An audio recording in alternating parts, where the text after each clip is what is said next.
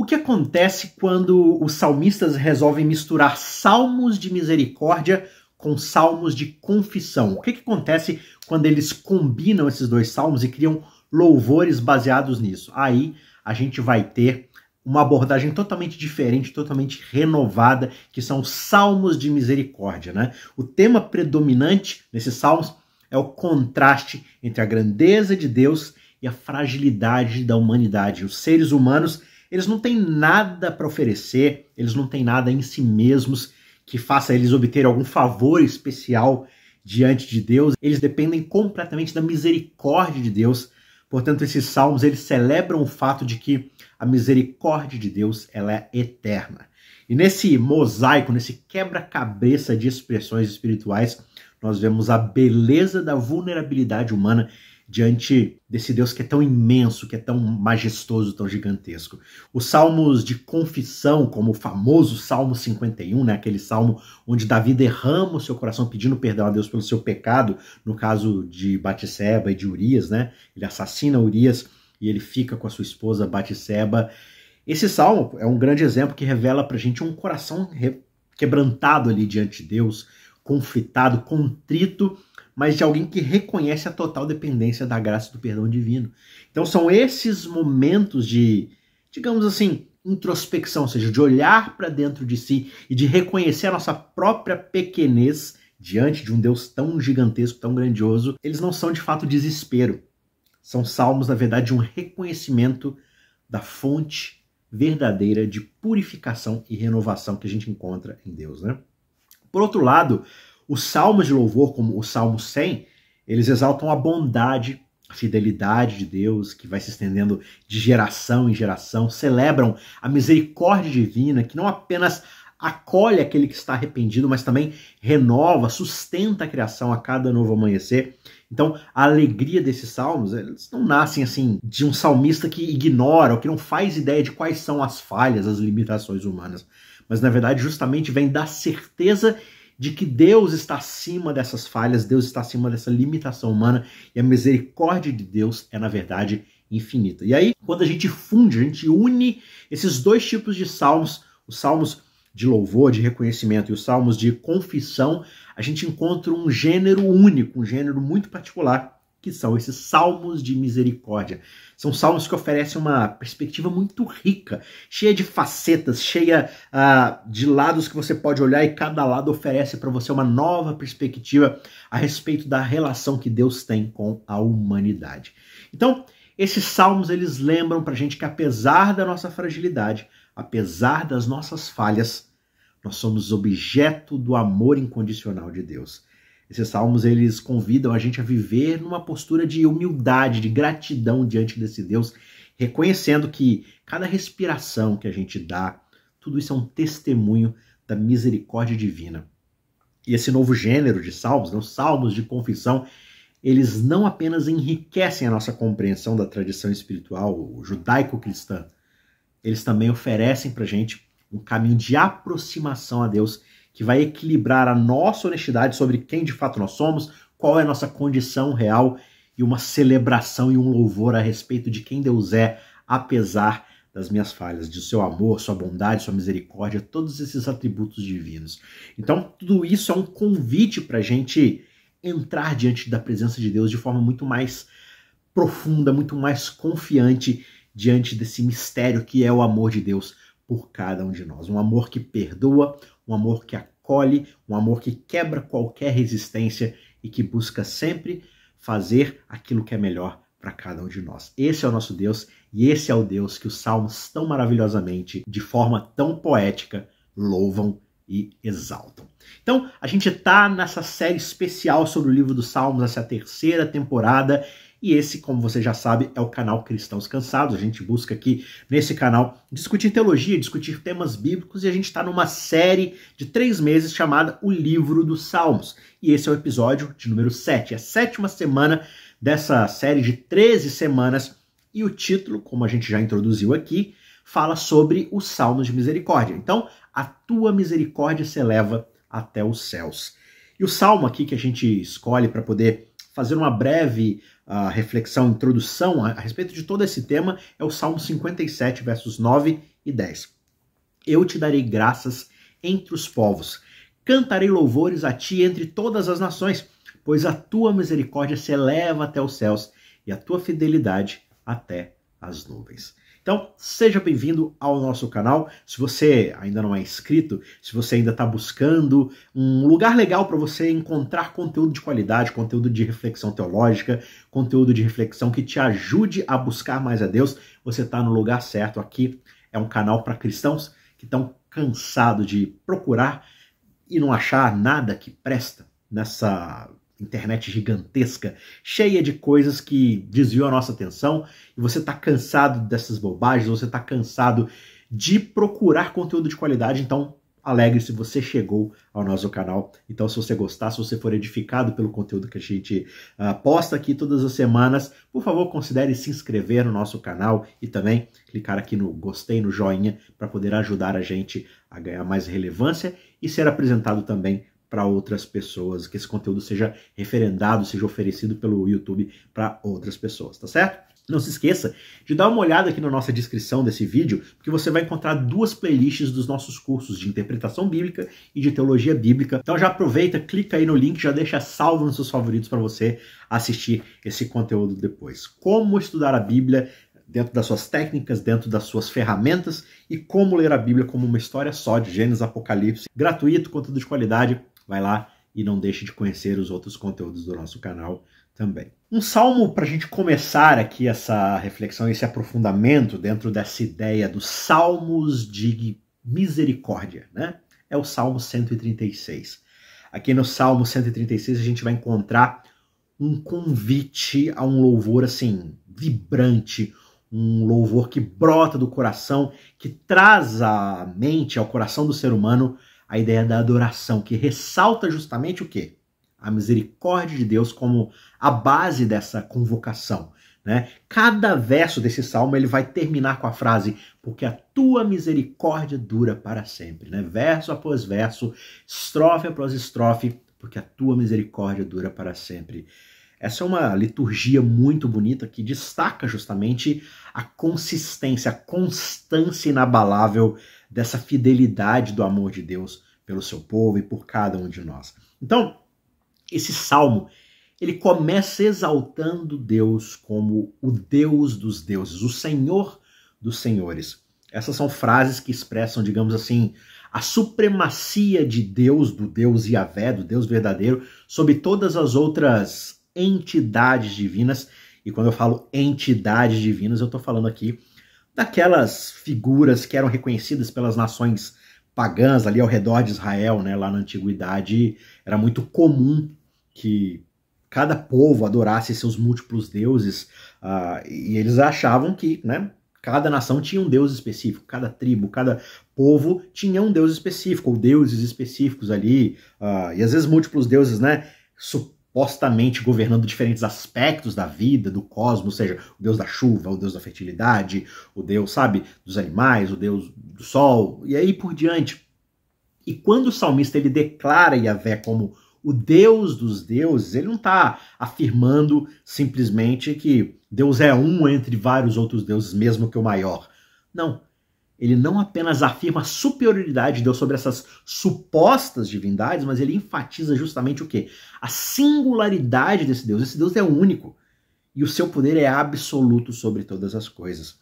O Salmo 136, ele vai percorrer a história da criação, a libertação do Egito, as grandes vitórias de Israel sobre os seus inimigos, tudo isso como um exemplo marcante da misericórdia divina e da fidelidade de Deus guiando a história, cuidando de Israel a cada passo, né? Por exemplo, você tem um verso que diz assim: aquele que só fez os céus com entendimento, aquele que estendeu a terra sobre as águas, aquele que fez os grandes luminares. Esses versos eles lembram para o leitor do Salmo sobre a poderosa obra criadora desse Deus. Enquanto a passagem ali sobre a saída do Egito, a travessia do Mar Vermelho, lá nos versos 10 a 15, vão justamente trazer de volta a memória do adorador essa libertação maravilhosa que acontece pelo milagre da fidelidade divina, do poder de Deus. E tudo isso sob esse refrão de como a misericórdia de Deus permanece para sempre. É uma misericórdia perene, duradoura, constante. É claro que a gente olha para o Antigo Testamento e a gente vê essas visões do salmista, né, sobre esse Deus acima de todas as coisas, e parece muitas vezes um Deus distante e tudo mais, mas conforme a gente vai avançando na leitura bíblica e a gente chega, por exemplo, no Novo Testamento, a gente já encontra uma visão um pouco mais aprofundada, lidando com um leitor um pouco mais maduro ou com um pouco mais de bagagem, e a gente vê que Deus ele continua sendo soberano, ele continua sendo Senhor do universo, só que agora a grande ênfase vai recair mais fortemente sobre o seu amor e a sua graça, mas manifesta numa pessoa, que é Jesus Cristo. Enquanto o Antigo Testamento muitas vezes ele apresenta Deus nesses termos de majestade, de poder, o Novo Testamento ele vai destacar a proximidade de um Deus que é bom, que é amoroso e ele quer estar pessoalmente com o seu povo. A sua disposição em se encarnar na pessoa de Jesus, o sacrifício ali que ele de fato entregou, viveu, que é o sacrifício supremo ali de Cristo na cruz, apresenta pra gente o ápice dessa expressão divina de misericórdia e de amor. Embora o Salmo 136 e o Novo Testamento possam enfocar diferentes aspectos do caráter desse Deus, ambos, e a Bíblia como um todo, está profundamente enraizada nessa convicção de que Deus, de fato, ele é eternamente misericordioso e infinitamente amoroso. A misericórdia de Deus, tão poderosamente, tão profundamente proclamada no Salmo 136, é a mesma misericórdia que nós encontramos em Cristo Jesus, demonstrando que, apesar das diferentes formas de expressão, o coração de Deus em relação à humanidade permanece inalterado. As suas misericórdias são eternas e se renovam a cada manhã. Indo agora para um salmo que com certeza você já ouviu pelo menos, se não leu, se não conhece muito bem, é muito difícil isso acontecer, porque esse é um dos salmos mais famosos da Bíblia, que é o Salmo 51, o salmo ali onde Davi derrama o seu coração para Deus pedindo perdão.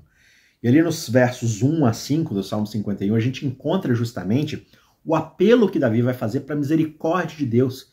E isso surge diante de um profundo reconhecimento de que Davi tinha falhas, tinha pecados, mas ele tinha um desejo sincero de reconciliação, de purificação, de estar bem com Deus. Por isso ele vai dizer: tem misericórdia de mim, ó Deus, conforme a tua benignidade. Apaga as minhas transgressões segundo a multidão das tuas misericórdias. Lava-me completamente da minha iniquidade, do meu pecado, e me purifica daquilo que eu fiz de errado, porque eu conheço as minhas transgressões e o meu pecado está sempre diante de mim. Profundo, né? Isso brota de um coração sincero que deseja o perdão de Deus. Aqui, Davi ele não apenas admite o seu pecado, mas ele também expressa uma compreensão profunda da natureza da misericórdia divina. A misericórdia que é capaz de renovar, de restaurar. Ao dizer que pecou contra Deus, e ele fala aqui, né? Pequei contra ti somente. É claro que Davi sabe que ele não pecou só contra Deus, no sentido estrito da coisa. Ele não está minimizando aqui o dano que o seu pecado causou contra Batseba, né, que levou Batseba a adulterar contra o seu marido Urias. Inclusive o pecado de Davi de ter assassinado Urias. Ah, eu assassinei Urias, mas o meu pecado é com Deus. Não, Davi sabe que o pecado dele é com essas pessoas também. Mas o que ele está fazendo aqui, dentro desse contexto poético, né, pelo contrário, é justamente reconhecendo que, no fundo, todo o pecado causado é, em última instância, em última análise, uma ofensa contra Deus. Ao assassinar Urias, Davi está pecando contra Deus porque Davi está matando, tirando a vida de alguém que é importante para Deus, alguém que Deus criou, que Deus deu vida, que Deus cuidou. Então está tirando a vida de algo que pertence a Deus. Então, assim, no fim das contas, todo o pecado é contra Deus, porque Deus é o dono e o criador e o mantenedor de todas as coisas. O padrão último de justiça, o padrão último de bondade é Deus. Então qualquer coisa errada na sua criação é uma ofensa a Ele. E é justamente esse reconhecimento que não vai excluir a gravidade dos atos de Davi contra as outras pessoas, mas na verdade o que ele está fazendo é justamente sublinhando a seriedade do seu pecado. E ele faz isso justamente à luz da santidade divina. Já a segunda parte do Salmo 51, né, os versos 6 a 19, vão detalhar ali o desejo que Davi tem para uma transformação do seu interior. Ele quer uma relação que vai muito além do perdão dos seus pecados. Ele diz o seguinte: Eis que desejas que a verdade esteja no íntimo. Faz-me, portanto, conhecer a sabedoria no segredo do meu coração. Lá no fundo do meu coração, eu quero ter a sabedoria de conhecer a tua vontade, de ter um relacionamento contigo íntimo. O que a gente percebe aqui é que o perdão ele é apresentado não apenas como um apagar das transgressões, não é simplesmente que alguém foi lá e riscou a dívida de Davi, mas na verdade isso é um processo de renovação, de santificação do coração. Davi não quer simplesmente ser perdoado, ele quer ser transformado, ele quer ser purificado para ter uma vida nova, uma vida justa.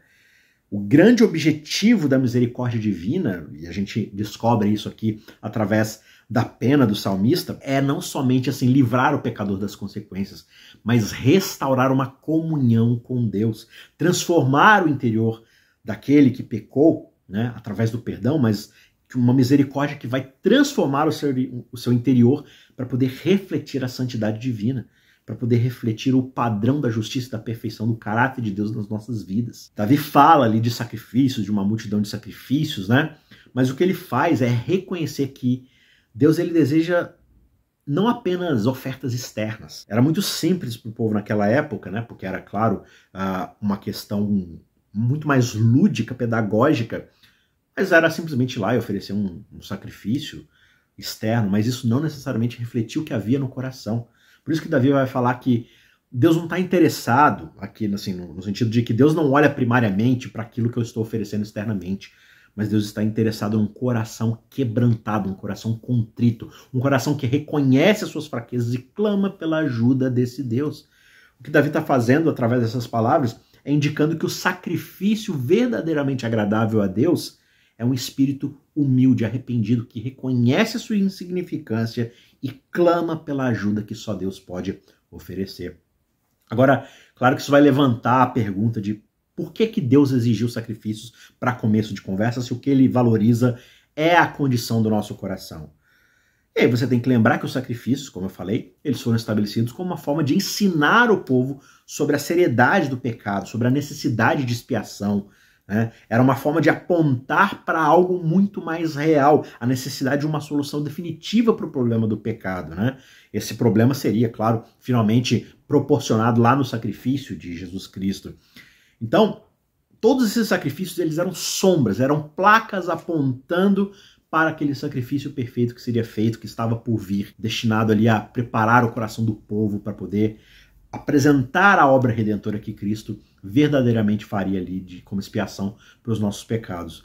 Mas o povo começa a transformar isso em algo banal e acha que é simplesmente uma carta para o pecado. Eu peco, eu vou lá, apresento um sacrifício, está tudo certo, e com isso, pela sua própria natureza pecaminosa, eles foram deixando de lado a verdadeira contrição e o verdadeiro perdão.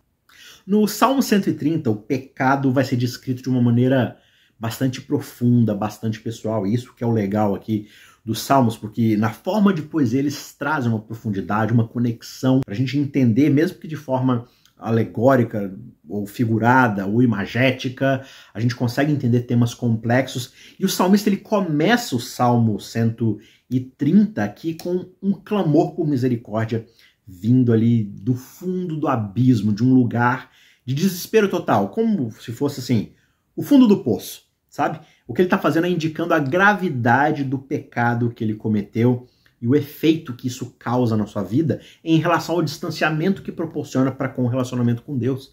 Né? O pecado ele vai fazer essa separação, vai nos colocar longe de Deus, não por causa de Deus em si, mas por causa de nós, por causa de quem nós nos tornamos, quem nós somos quando estamos enraizados nos pecados.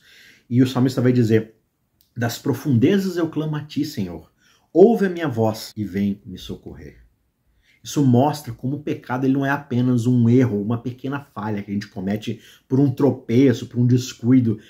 É algo, na verdade, que afunda a gente cada vez mais nas profundezas, longe da presença confortante e perdoadora de Deus. A expressão que ele usa aqui, se tu, Senhor, observares as iniquidades, quem é que vai sobreviver? Isso revela justamente um entendimento profundo da condição humana. Aqui, observar as iniquidades, né, pode ser entendido ali como Deus mantendo um registro preciso de todos os nossos erros, como se ele estivesse ali anotando cada falha nossa para usar contra a gente mais tarde. Só que o salmista reconhece que Deus não faz isso. Isso é uma notícia maravilhosa para todos nós, porque se Deus guardasse cada um dos nossos erros e usasse isso como um critério para poder se relacionar ou não conosco, para poder fazer o julgamento final de forma irrestrita, ninguém iria poder ficar de pé diante de Deus em sã consciência. Todos nós iríamos cair sobre o peso dos nossos próprios pecados. E essa ideia de que Deus ele não marca a iniquidade, ele não observa a iniquidade, ele não fica ali anotando as coisas, é uma coisa muito libertadora, porque significa que Deus ele não está à espreita, esperando para pegar a gente no pulo, pegar a gente no erro, para então punir a gente. Não, Deus não é um Deus vingativo. Pelo contrário, ele está disposto a perdoar a gente, a apagar o nosso registro de falhas, desde que nós nos acheguemos a ele com um coração arrependido. Claro que isso não significa que o pecado é irrelevante, que o pecado não tem consequências.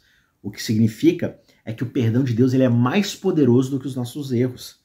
E isso dá muita esperança de que, apesar de todas as nossas falhas, nós podemos ter um relacionamento restaurado com esse Deus. Então, para mim, saber que Deus ele não fica registrando os meus pecados, no sentido de que ele não fica lá, né, só esperando eu cometer um erro para poder anotar no meu registro, isso é um lembrete muito profundo e constante de que Deus é um Deus gracioso e misericordioso.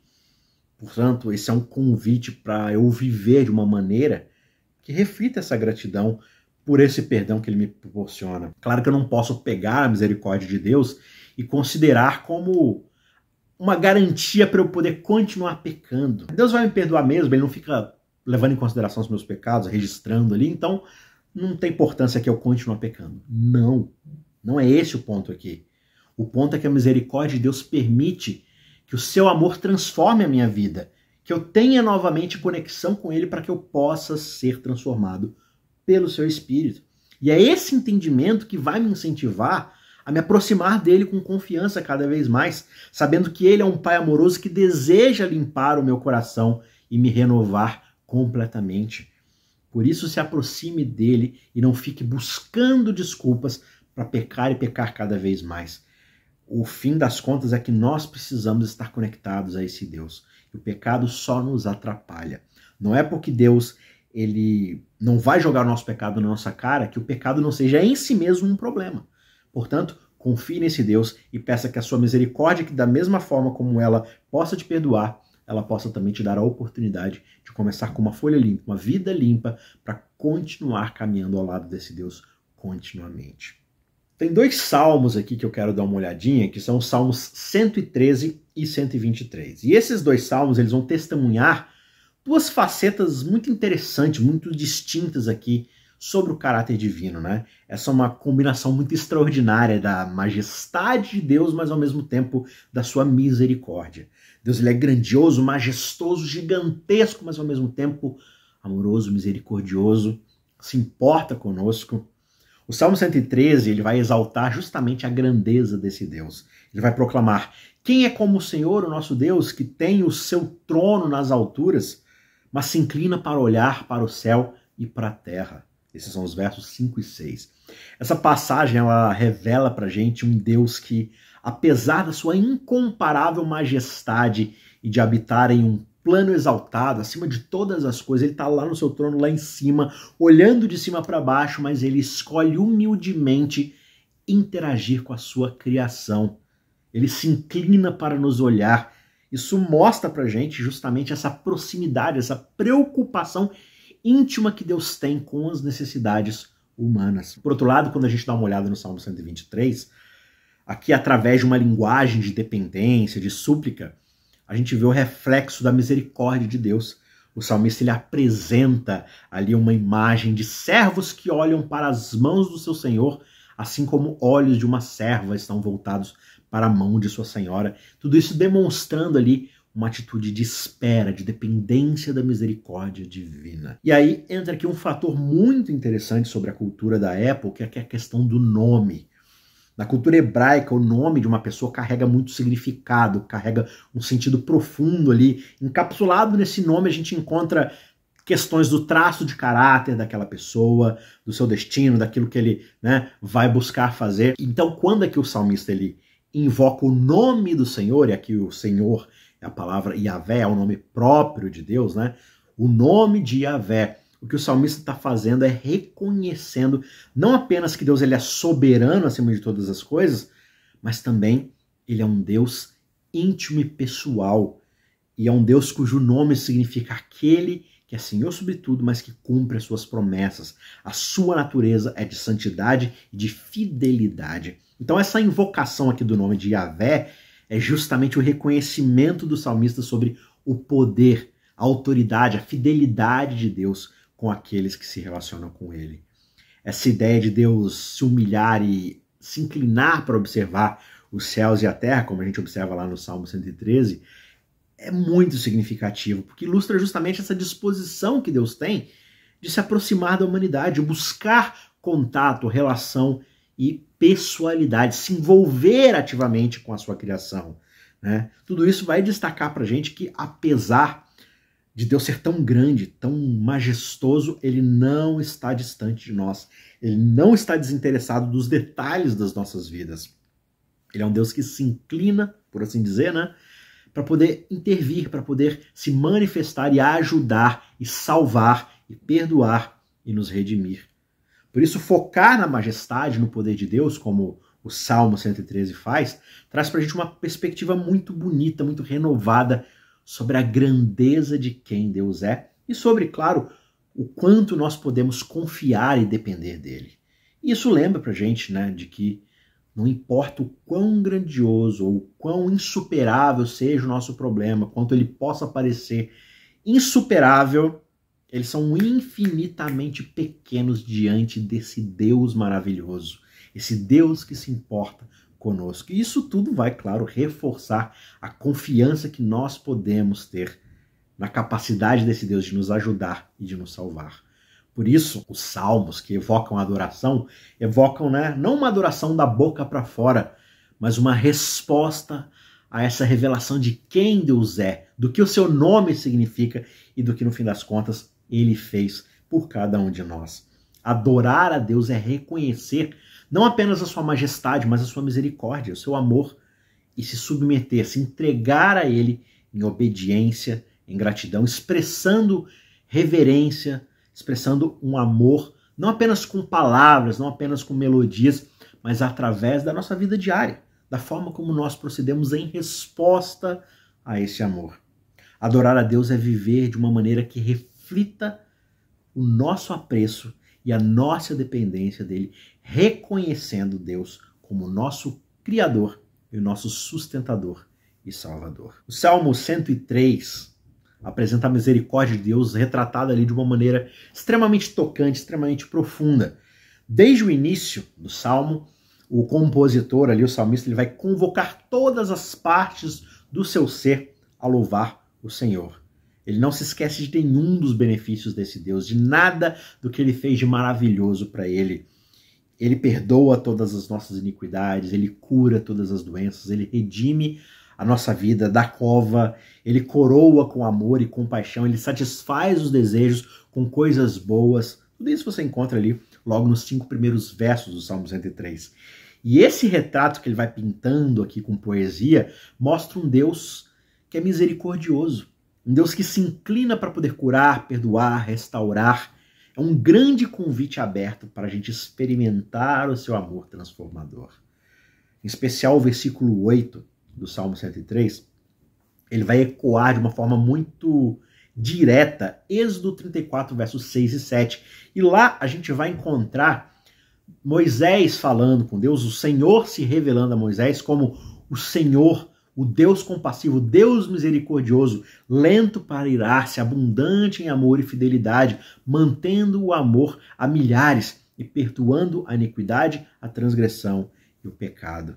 Essa passagem ali que demonstra esse encontro de Moisés com Deus, justamente vai vincular a misericórdia de Deus como não apenas um atributo divino, mas também como uma ação em benefício de todos os indivíduos, uma promessa real de amor e de perdão constantes.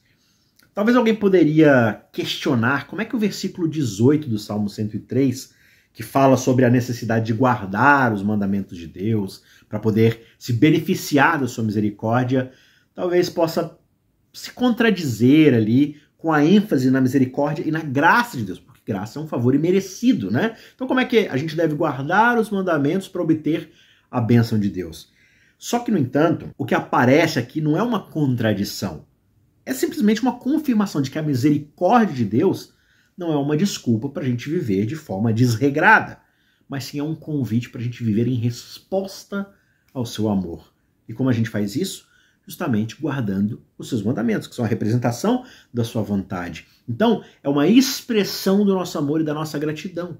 Por Deus ser misericordioso, nós obedecemos o seu mandamento. E o fato de obedecermos os seus mandamentos por si mesmo e por causa dessa obediência, automaticamente e pelo conteúdo, pelo teor desses mandamentos, já é uma bênção na nossa vida. Fazer a vontade de Deus já é em si mesmo uma grande bênção, porque a sua vontade para nós é o melhor. A palavra bênção é frequentemente entendida como um ato de conferir benefícios materiais ou espirituais a alguém. E claro que quando se trata de abençoar os seres humanos, eles não conseguem fazer isso com Deus, por exemplo.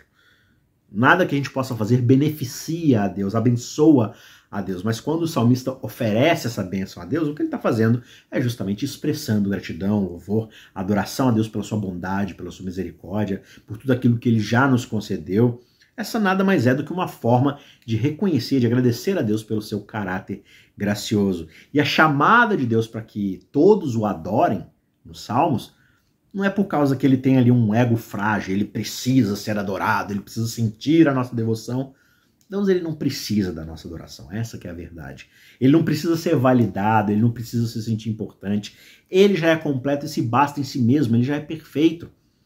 Mas o que ele está fazendo aqui, na verdade, é que ele quer mostrar pra gente que a adoração a ele é simplesmente benefício para nós. Tira o peso das nossas costas e deposita sobre a única pessoa nesse universo que é capaz de sustentar as nossas expectativas. Essa adoração a Deus ajuda a gente a reconhecer a nossa posição correta diante do Criador. Lembra pra gente que nós somos Criador e Ele, que nós somos criatura, e Ele é o Criador. Lembra pra gente da sua grandeza, da sua bondade, e tudo isso vai transformando o nosso coração à medida que nós focamos no seu caráter, nas suas obras. A adoração nos tira do centro das nossas próprias vidas e nos coloca diante da magnificência, da misericórdia desse Deus. E isso é essencial para o nosso crescimento espiritual e também para o nosso bem-estar emocional e espiritual. Então confie nesse Deus, busque esse Deus constantemente.